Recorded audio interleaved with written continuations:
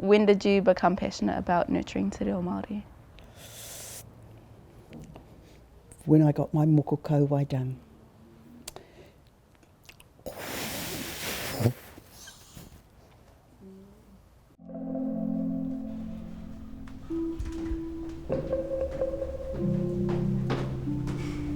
Kia ora!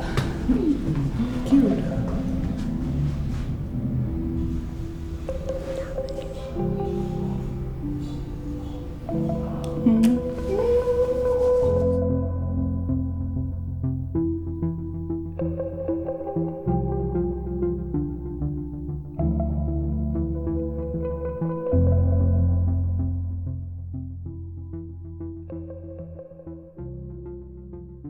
Whaia, did you grow up with te reo Māori?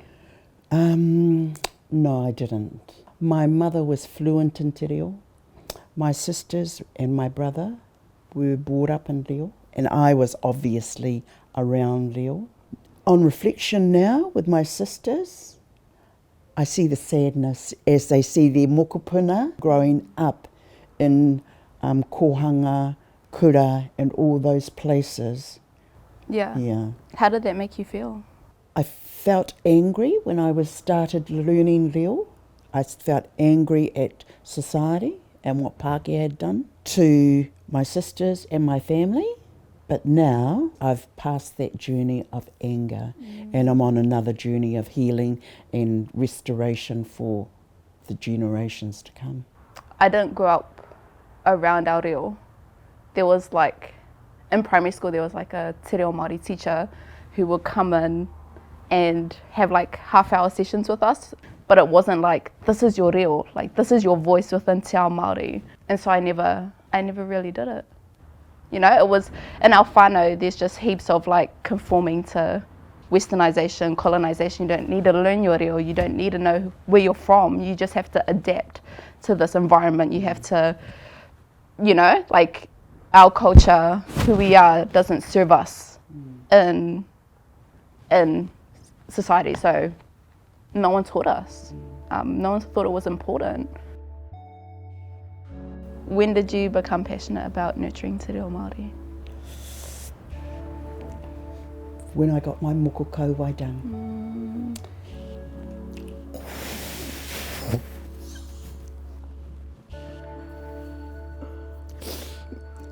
Hugs! Hugs! Oh, it's so good. That is something that I can't wake up in the morning and say, you don't exist anymore.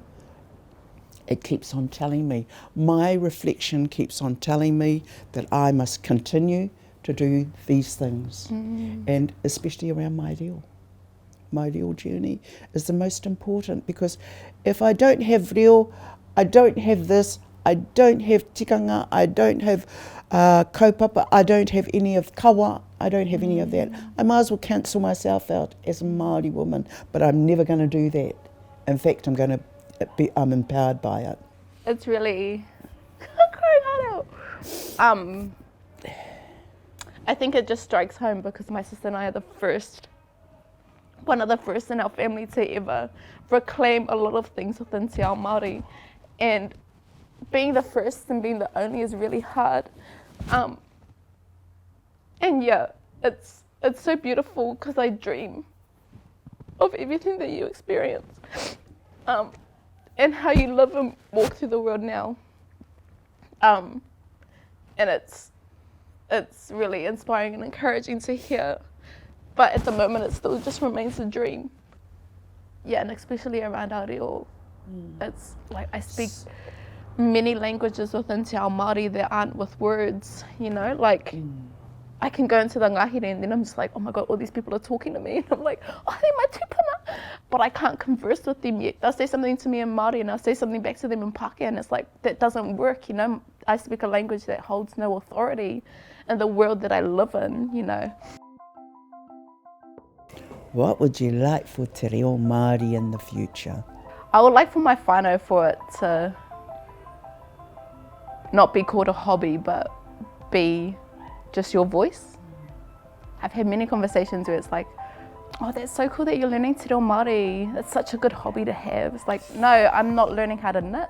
I'm not learning how to dance. Those things are amazing. I'm learning my voice.